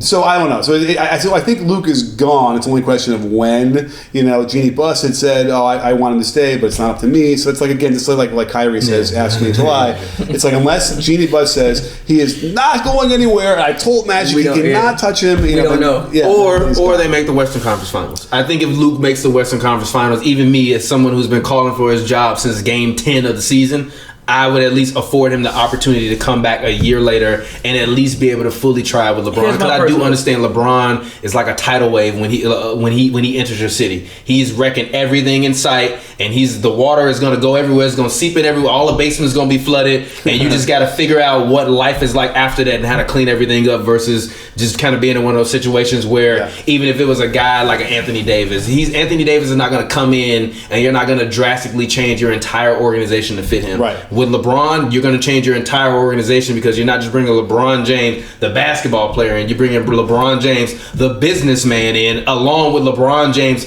business team. And then you have to account for LeBron James, the basketball player. And then you have to account for LeBron James, the team coach. And then you have to account for LeBron James, the locker room leader. And then you have to account for LeBron James wanted it his way, how he wanted it, when he wanted it, how he wants it, how he needs it. Yeah. And you look Walton, you're like, fuck, I just wanted to coach D-Lo. Did you say LeBron James the GM? The GM as well. The GM as well. The GM, the front office. The VP of basketball operations. And actually, that might be the name of this episode. The VP of basketball operations. The less than 48 hours after Tyronn Lue gets fired, surprisingly, because they were tanking anyway, Magic is in Luke's face saying you got 8 games to save your job, like whatever that was, right? Those two things are related. Now, as far as I understand, Tyronn Lue is like ready to have be committed to an insane asylum. He's like anxiety and health issues. It's taken a toll, and so I don't think what he's LeBron ready. James does to you. Yeah, I don't think he's ready. But like, who knows? Maybe a few months of just rest and relaxation and collecting those checks that he's still getting, like that might have chilled him out. But that would be what I would have thought would have happened already by now. But I think that's what's holding it up. Now we're hearing like Jason Kidd or Mark Jackson. Hold on one quick second. Magic, if you go and you fucking hire Jason Kidd, I'm rooting against the Lakers again. Here's my thing with Luke, right? I think that I just want to give everything 300. I've been saying this forever. 365 basketball days, right? Luke has had a lot of injuries. Like, it's very hard to coach when you don't even know who's going to be on the team. Like, first of all, Ingram decides to punch a man. So he's out for 4 games. Then when he punched at the very beginning, you start him. He out for 4 games. Then Rondo is out. Then Lonzo starts to get hurt. Then Brandon Ingram sprains his ankle. He out for 2 weeks. Then Bron get hurt. Beasley's mom dies. So like you have a whole bunch of interchangeable. Falls and hurts his hip Kuzma. versus So like you haven't had health and you have a whole new team. What do you want him to do? He can't even figure out rotations he likes because he don't know who playing. Right. So I'm not. True. So like I don't. And you go from like, okay, I'm building a team. We go from we had no direction as a franchise 6 months ago to we got LeBron here, win now. Right. It's an adjustment, and nobody's been healthy. Like, Luke has a very hard job. I'm not gonna like throw everything on Luke and just blame Luke for everything. He has a very, very hard job. I think he's done the best he possibly could given the circumstances. I agree. I think that he certainly merits at least the rest of this year.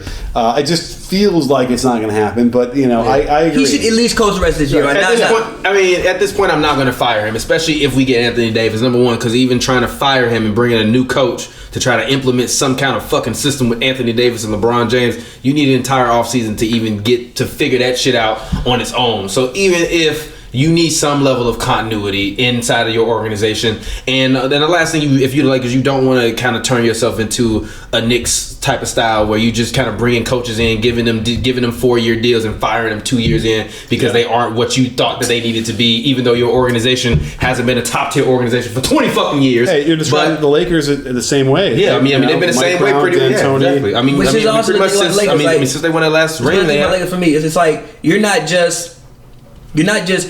to change your whole organization around. The Lakers haven't been a good organization in like 8 years as well. Fuck on the court. Yeah. Even they haven't been a good organization in like 8 years. So you finally want some stability. You finally want to build the Lakers culture of basketball back up. You have to, like, you don't want to be just good for 2 years. You want it to be like, okay, the 2010s are almost over. We want to be the team of the 2020s. Right. So kids who grew up in LA can think that, oh yeah, I grew up in this great basketball culture. If you grew up in the 2010s in LA, the Lakers won a great basketball culture. The Clippers were better. The Clippers were better. Right. So if you grew up in 2020, you might be a Clip like that. Might be your team. You want to make sure the 2020s are the Los Angeles Lakers. So you have to start building a good franchise, not even just on a good franchise. So I don't want to fire Luke yet. I like Luke. I don't think he's done anything wrong worthy enough to be fired yet. I think that is the most nonsensical thing you said on the How? show. What the fuck do you mean? We sit and watch the games together. We both screaming at the TV about lineup adjustments and things that he shouldn't be doing wrong. And he's getting paid $5 million to coach the Lakers. And we fucking sitting here having a goddamn podcast. But listen, like, come on, man. Listen. Even he's still, not a good coach. Look, There's nothing wrong with that. But look, even still to all this, guys hurt. His guys have been hurt. Like, yeah, we think that, but then again, like, I don't even know who showed up to the arena. Yeah. It's a tough one. I think you both are right, and it ain't gonna matter. It's gonna only thing that matters is what LeBron says. But I want to talk about one thing. Let's speed through this for the last. I want to talk about one thing for the last 10 minutes. I want to talk about James Harden, and I've seen you do the b-ball breakdowns about the fouls. I want you to talk about James Harden and the fouls. I see a lot of people on Twitter complaining about this man's fouls, and to me, he's getting fouled. So I want you to just talk about Harden and his fouls and just. So 90% of his fouls are legit. They're dumb, but the defender puts their arm in there and they're whacking him and they're hitting him. Now the 10% that you get upset about, okay, but that's the same 10% that LeBron gets, and Curry doesn't get it, but who else gets it? Giannis or any of the stars now get those calls. So I go at it on Twitter all the time about it, and where it's almost all of them are merited without question. B, the defense needs to just be better because he is that good. And then C, if you want to go that route, you're going to ignore the incredible skill the guy has. I'm saying. It's like, you can't look at what he does in the court, even the step backs and the drives and all that stuff. He can hit shots that no one else can. We should respect that. And, okay, so he's taking more free throws than he's taking field goals. Every great scorer takes free throws. We looked this up last week. Mike, in the year he averaged 37. Took 11 tonight. He took, I think, 11.9. 11, that's 12 free throws. Yes, in the 80s when allegedly nobody was getting fouled. I went to those games. It didn't even feel like it was a lot. The usage rate must have been out of the roof. That was the highest usage rate Mike had in his career for that season. And I bet you it's not even close to what Harden is now. Harden was 2 points above. I think Harden was floating around 39.6 and Mike was around like 37, I think. I can actually look it up. Yeah, and the records are probably going to be the same. But Mike that season, he shot 85.7% from the free throw line. He made 10.2 free throws a game and shot 11.9 per game. Wow. And amazing. In terms of Mike's usage rate that season, it was his highest in his career, and he was at 38.3. Wow. So I'll look up James Harden's right now. And I guarantee you, if you look at the winning percentage of those teams, it's probably the same. If even that year, I think that was still one of the years when George Gervin was on the Bulls. No, it wasn't. It was his second year when he went out, and Gervin took his place. And, by the way, James Harden is averaging 11. He's actually averaging less free throws than Michael Jordan averaged. He's averaging 11.8 right now, and he's making 10.2, shooting 0.02% less than Mike did, and his usage rate is for this season is at 40.3. So he's higher than Mike now. But also I said as hopefully ski mask Chris Paul, who's been stealing checks, will be able to come back and at least alleviate some of that. I mean, last year was the highest, and he was at 36. I don't feel like if Chris Paul is on the team, James Harden's usage rate should be above 36. I think it should. I watched the game yesterday against the Nuggets. I think Harden only took 21 shots. I think he made it a point to like, yo, we need to get Chris Paul going, and I think that's why a lot of it that they lost the game. I think it was like midway through the fourth, and he'd only taken 19 shots. I think Harden actually on this team needs to take about 25 shots a night minimum. Yeah, I mean, who the fuck else, especially with Capella out? Who else do you want shooting the ball? Well, what's frustrating is it's the way he's getting the shots. It's another part of the aesthetics that people don't like because it's ISO. The Rockets have distilled the game of basketball into like the most efficient versions of offense. We're not so like Daryl Morey will say, you know, because the more passes you want to throw more passes, you get open shots. He goes, no, the more passes you throw, the more likely you're going to turn it over. So we don't want to do that. We want to really just get it to the one pass we need and the one cut we need, and that's it. So that's what they're doing, and it's not aesthetically pleasing. I will say at that. This point, yeah, but can you win a championship that way though? I don't know. I don't think so. Wait. At this point, I don't even like because what they started doing is like trapping the screen and roll. I wish they would even stop bringing the screen up for Harden. He's gonna have to just come up and just ISO. Yeah.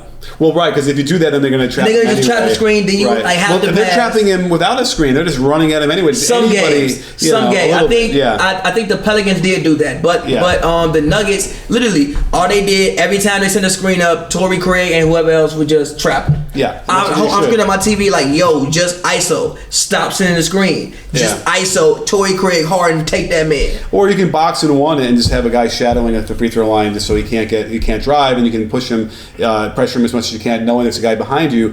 Do you think his shooting ability will eliminate that though? Well, you know, that's what the Scotty thing comes in when you're talking about how you should defend him and you can kind of play him on the sides. So you can really take away the step back. And if you take away the step back and you know a guy is shadowing him at the elbow, then he can't really drive easily either. But and the point being that you will give up a shot from somebody else. Now, back in the day, like when Michael was doing it, they used to say, well, let him get his and we'll shut everyone else down, we'll win. And that kind of worked.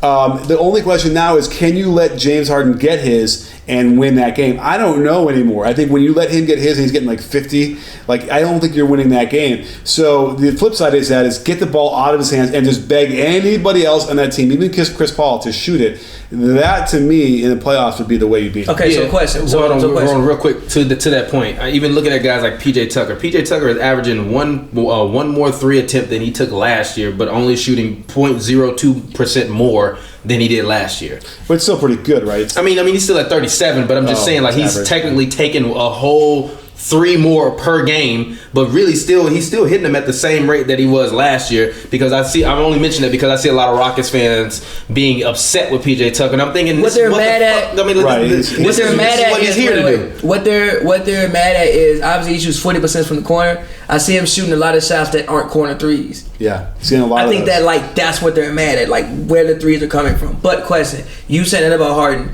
Do you think Harden is the best offensive player ever? When you look at internal, like whole, obviously scoring, passing, everything. Do you think Harden's the best offensive, or not ever that you've seen, that you've had the privilege of watching? I mean, listen, I saw Michael, and Michael to me has always been the best, scorer I've ever seen. But see, it's deeper than scoring because also you got to put passing in there and everything else. Like offense is more than just scoring. I mean, he's changing the rule. He's changed the rules a couple different times already. That's a pretty big sign of something. Yes.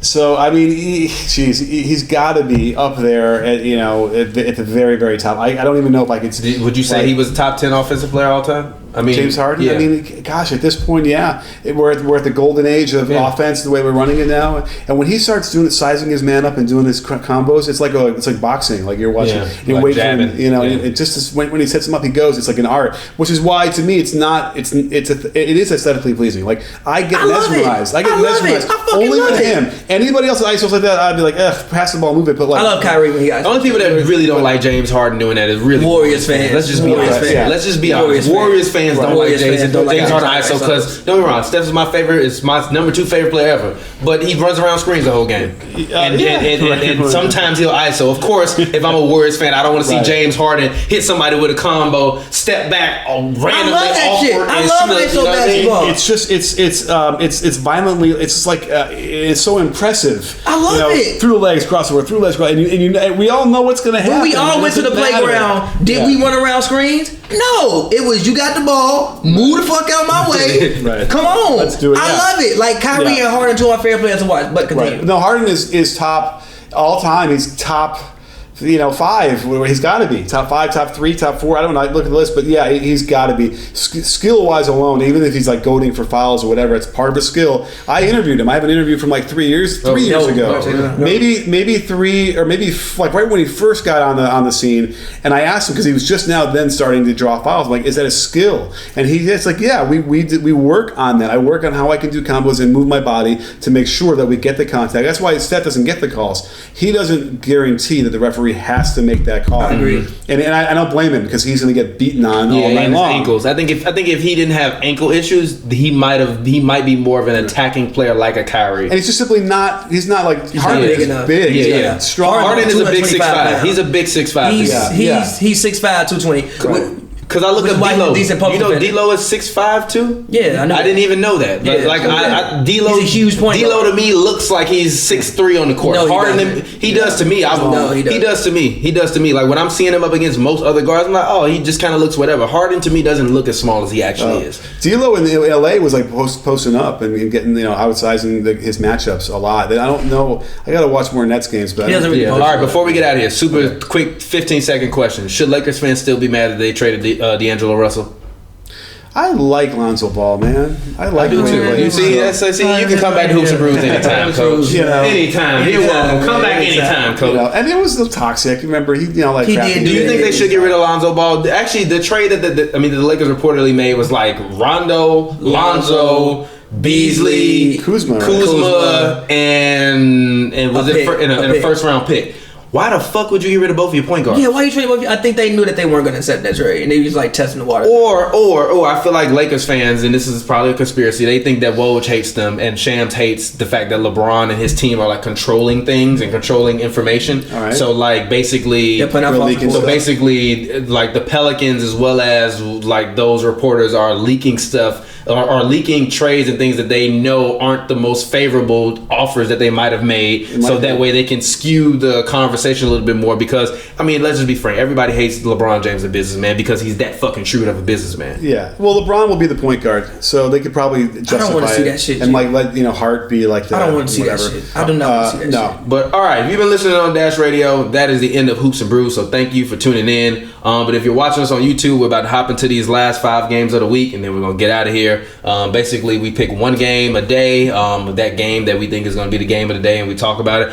Last week, I did fucking amazing. Shout out to everybody that was in the comments. I appreciate you for noticing that. I did amazing. I was within 3 points, I think, of the Rockets-Nuggets score, and when we talked about... but you picked the Rockets to win, so you lost. I told you, I'm not being as hard but you picked the Rockets to win, so you lost. And I think that in the Warriors 76ers game, people were telling me that basically the whole game plan I said they were going to run, they basically ran that game plan and wound up winning. But games of the week, we have the Nuggets at the Pistons on Monday.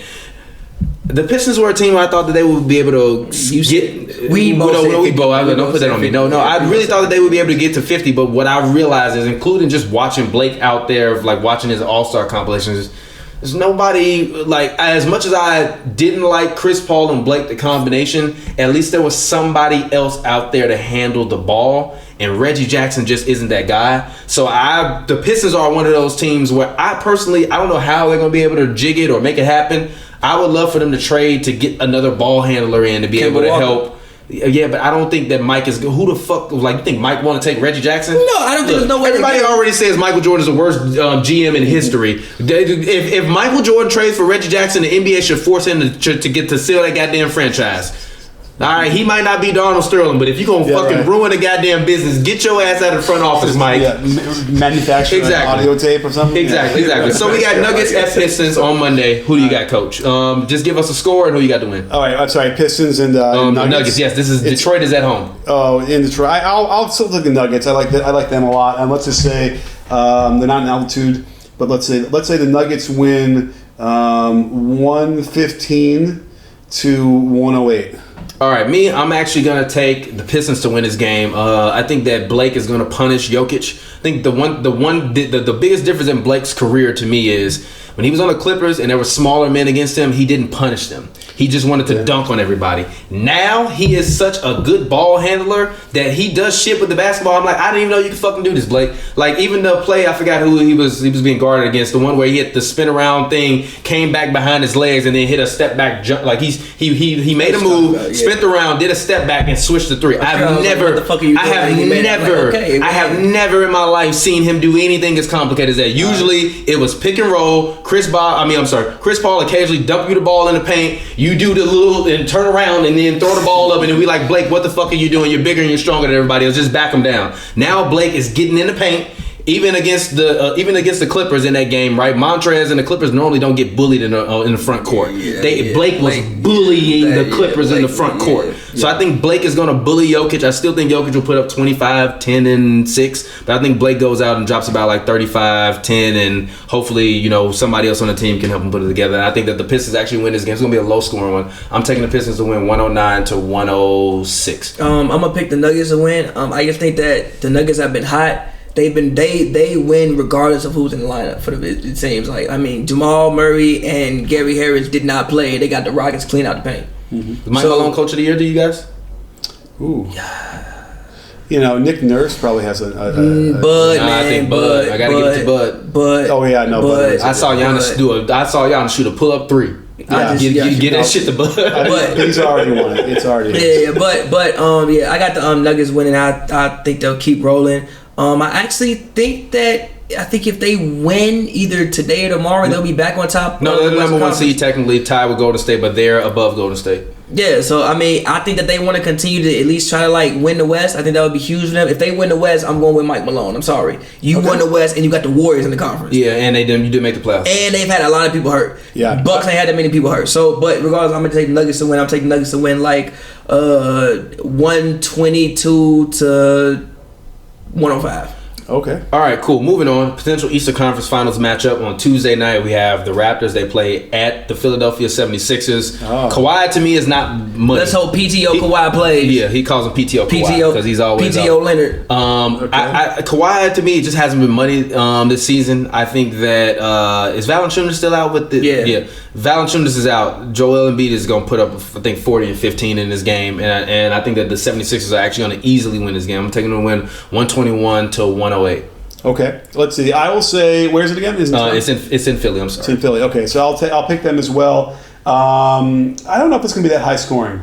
I'll say it's going to be like 111. The fact that's not how scoring now is crazy. 111 to 105. Okay. We're in the era where 111 points is not a high score. You were whining about people scoring 140 points earlier. Actually, he was one of those guys. I think you were actually on the show earlier this season. We were talking about the new defensive rules. Yeah. And I was telling him, just give it some time and then you'll like it. And now, guess what somebody said to me this week? You know what? I actually like the new defensive rules. Guys can actually move around and they're not getting pulled and grabbed every time. I'm like, really? I wonder who thought that you would feel that way. If you're a great defender, you don't really need to use... the way you teach defense, it slides your feet anyway. When you're doing defensive drills, you're not teaching somebody to grab. Obviously when guys are so fast, you may have to, and they'll let you get away with a little bit, but it's like the overly grabbing somebody's jersey you can't do, which it's fine. But in this game, I'm gonna take the Sixers to win. I don't believe in the Raptors. I think the Raptors are a team that, depending on matchup, could possibly lose in the first round. Ooh, I'm really not upset. I'm really not upset at that. Depending on the matchup. I do not like what I'm seeing from the Raptors this year, and too many times in crunch time, Kawhi's having the issue. Remember when LeBron first came to Miami? Yeah. And he would always make the right basketball play? Kawhi had a lot of times this year in the clutch in which I feel like he could have really had MVP moments, and he chose the right basketball play. It's that pop system, though. Okay. Maybe I can kind of see what you're talking about, but they're not going to lose in the first round. I think depending on matchup. Not granted, I was at the bottom of the East. There's the Nets, there's the Hornets. But even a team like the Pistons, I don't think the Pistons are a team the Raptors really want to play. I really don't think they are. All right. Because Blake and Drummond could low key be the best two players on the court for 7 games in that series on the lowest of keys. All right. I'm not upset at that. But regardless, I think the 76ers win this matchup. Again, I think Embiid is too much to handle. Simmons is playing on a different level right now. I'm gonna take the Sixers to win. I think the Sixers win this game 114 to 103. Quick and aside, I think the Sixers, real quick, think they can win the East. It's very possible. I think they will win the East. Quick aside, I also told you last year that I think the Sixers will win a championship before 2020. I think they will be the team. I said this last year at the beginning of the season. Embiid and Ben Simmons will be the team to dethrone the Warriors. I still believe that, either that or free agency. But quick aside, because we were talking about this earlier in the season, we said Ben Simmons didn't get better. I'm finally at the point now where I'm noticing that he has actually gotten better. He just had to catch a rhythm. He's just not shooting, which is fine. We don't need him to be 6'10". I was looking at that as some of his advanced numbers are a little bit concerning. Like they were better with him off the court than on.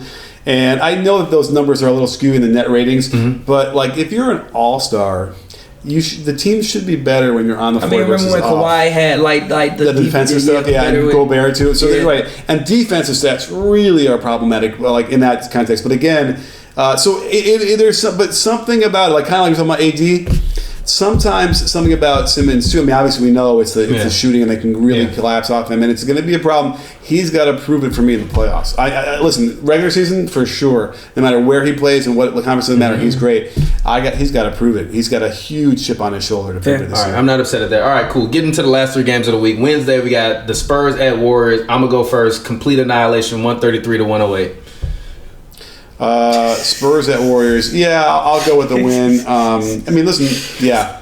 So yeah, I'll say 129, 118. It'll be a little closer than that. Yeah, I'm going Warriors. I don't know.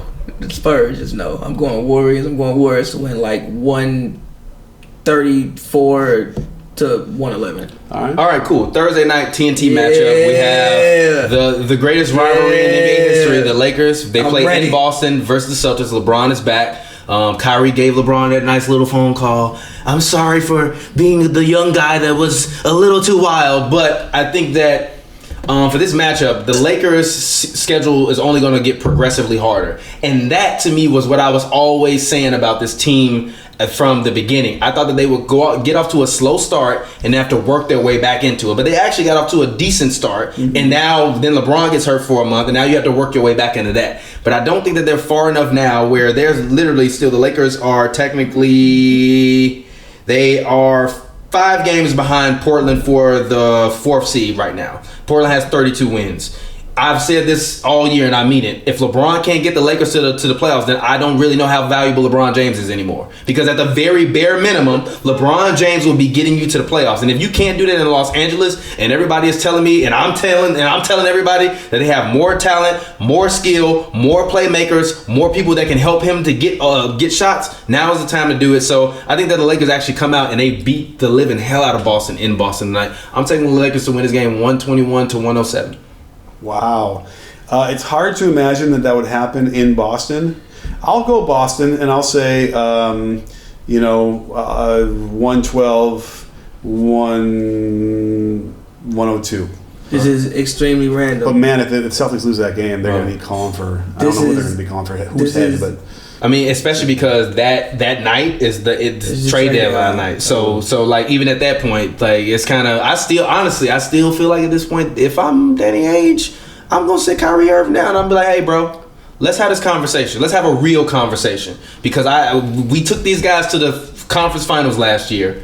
Are you here or are you not? And if you aren't here, let me just get rid of you and you go where you really want to go when you want to go because I'm not going to lose you for nothing. And I think that that's a conversation that needs to be had before Thursday, and then they need to make that move. And honestly, if I'm them, fuck it. Where do you want to go? I will make sure you get there because we need to get back some value. And I don't just need picks for you. Because honestly, the biggest thing the Celtics are missing are really just bench guys that just know how to shut the fuck up and play their role. Everybody on this team wants to shoot the ball. They want to hold the ball. They want to dribble the ball. That's not the way this works. They need to have that honest conversation. Random, Drew Holiday is having a career year. He's averaging 21-8. But regardless, if the team is the same, because granted it's a trade deadline, so who knows? It may be a completely different basketball. If Anthony Davis is suiting up for the Lakers, my God, dog. Right. But there might only be like 8 guys active. The ticket's going to be like $1,000 for 300 levels. But go ahead. If the team is the same, I actually have the Lakers winning this, but I predict that Kyrie will get an ISO on LeBron, and LeBron will go one direction, and Kyrie will be going the other direction. I do predict that. But I think that the Lakers win this game. Like, look, Boston's been hot. I think they're starting to do for, like, maybe at least a loss or two. I think they're like 8-2 in their last 10 or whatever. But yeah, I think it's time for the Lakers to start back winning. Like, you don't want the Clippers to make the playoffs, and you don't make the playoffs. So what you do not want to happen, especially when you got LeBron on the team. So I think it's time to start winning. I think that this will probably be the beginning of a road trip for them as well. They're all the way out east. Sometimes you go on a road, especially this will be probably after the trade deadline. At that point, guys know like, oh shit, I'm here for the rest of the year. Okay, let's just focus. Let's just hoop. I think that this game, again, if everybody is the same, if the lineup is the same, if guys aren't, we can't predict the future. But if guys are still here, I'm picking the Lakers to win. I think the Lakers will win this game like 115 to 108. All right, cool. Last game of the week, Friday, Nuggets at Sixers. Nuggets are basically on an East Coast trip right now. They played Detroit earlier in the week. This is a huge game, honestly, for both of these teams, because I think it's a measuring stick. I think that going against the Warriors is a measuring stick of, on any given night, can we beat this team? I think that showed them a little bit of what they needed, because even Jimmy was off in that game. A couple of the other guys didn't have great shooting nights that night. Really, it was more so Embiid and Simmons kind of controlling the pace of that game. I think this team is so different stylistically from the Warriors because of the fact that Jokic is the main focal point of their offense right now. I think for Philly, where Embiid is the main focal point of their offense, we're going to have a great center matchup, but I think Jokic is going to get destroyed. Embiid is going to put up 35 and 20 tonight, and I think that the 76ers win this game 135 to 125. It'll be a high scoring one, I think. Well, I'm going to give it to the Sixers too, because I'm so impressed by how they played against the Warriors, so I just want to pick them on that, based on that. So it's in Philly? Yes, it's in Philly. I don't know. I don't know if it's going to be that high scoring. Let's just call it, let's say 120, they on the 114, they win like they had a foul at the end and make some free throws. The one thing I know is about the Nuggets is like, if they can't outscore you, they don't really win, especially in some of these big games. Like they let the Warriors put up 51 on them in the first quarter. Even yesterday, the Rockets put up, I think it was like 40 on them in the first quarter. So they have a habit of if they can't outscore you, we might not win this game. And they've been lucky enough to outscore a lot of teams this year. But I think that Philly, probably the defense player of the year, maybe Embiid on it. Certain things, and you got Simmons out there. Certain things you're not gonna get. I don't think it's gonna be that high scoring as well. I just think that Philly is maybe a better team than what Denver is. I think Denver is a little bit deeper, but I think Philly has more star power than what the Nuggets do. Of course. And I'm gonna take Philly to win this game at home. I think it's a huge game for both teams. Again, I think that this is one of those games where if the Nuggets come out and win it, a lot of people gonna think that they much more legit than what they think right now. But I don't think they will. I think the Sixers win this game. I think they win this game like 119 to 109. All right, perfect. So that's been Hoops and Brews. Thank you guys for watching. Coach, please go ahead. Thank you again for coming. Get your plug in. Let people know where they can find you at. If you're watching this show, you should know who the fuck he is. But Coach, get your plug in. Hey, the guy that delivered my food the other week can recognize me in my house. That was believe it. But I went so B-Ball Breakdown on YouTube, on Twitter, on Instagram, on Facebook. We got all sorts of different kind of content everywhere. I'm actually starting to sell some encore demos like for coaches if you want to learn how to coach better and learn some other stuff. I got a marketplace going. I might cop one of those. I want to coach one day. I want to coach and I want to GM one day. It's like my main. All right. Well, then you got to sign up for. I just want an all-star vote so I can not vote in Draymond Green. That's all. All right. There you go. I'm sorry. A Hall of Fame vote so I can not vote in Draymond Green. I said the other day I think Draymond's the third ballot Hall of Famer. I don't know if he's the first ballot Hall of Famer. If you look at his numbers compared to most other Hall of Famers, even a guy like Chris Webber who can't get in. Ultra pedestrian numbers. Well, Rodman's in. He gets in. It's just a question of when, right? Yeah, but Rodman to me is first ballot to me. I think Draymond for this era is the greatest defender we've had. He might be. To me, I've said it before. He might be the greatest defender of all time, but only because they didn't have defensive. Rodman wasn't able to like rotate as much and switch as much as Draymond could do. He could have done it, just didn't. Yeah. Draymond switches, plays all positions, rotates, quarterbacks, all that. It's so impressive to me that he deserves to be in it. But I don't know how that whole thing works. It might not. Yeah, it'll probably take a little while. Whatever. Yeah, we need to get Coach Hall of Fame vote too. But yeah, it's been your boy TPJ. Find me on Twitter, Instagram at RealTPJ. That's RealTPJ. It's a film joke. If you don't get it, you're damn dummy. And as always on Hoops and Brews, we drink beer, we talk basketball. Today, I provided the alcohol today. We have the sampler from the Sierra Nevada. So basically what it has in it has like 6 different beers. There's Hop Solo, there's Hell's in the Tropics, there's the normal Sierra Nevada Pale Ale, which if you don't know what that is, you probably shouldn't be drinking anyways. The Tropical Torpedo, as well as they have one that's called Roofless, which is the first beer I had today. It's a rye IPA, as well as they have a sidecar brew as well. Really good. Thoughts on the beer today, guys? Liked it? Liked everything? Good All right, stuff. Perfect. So, as always, you know the show, co-stars, rapper extraordinaire, Pavy. Go ahead, get your plug in. As always, guys, follow me on Twitter at Pavy World, Pavy World, all one word. Rolodex City is out right now. Pavverse Volume 1 is out right now. Make sure you guys go get it all. All right, cool. So, in terms of title, episode titles, we have Chris Bosh in Toronto is greater than AD, or Harden is top 5 on offense ever. Or Harden is top 5. Yeah, top 5 ever on offense. I think that's the one. Which one? Harden is top 5? Yeah, Warriors fans are going to free. But he takes 50 free throws a game. And then my only reply would be, look at Michael Jordan in 1987. Is Michael Jordan the greatest scorer of all time? And when they say yes, I'm going to say, shut your ass up then. It's been Hoops and Brews. We appreciate you guys. Love you guys. Make sure you subscribe, hit like. Thank you. Appreciate it.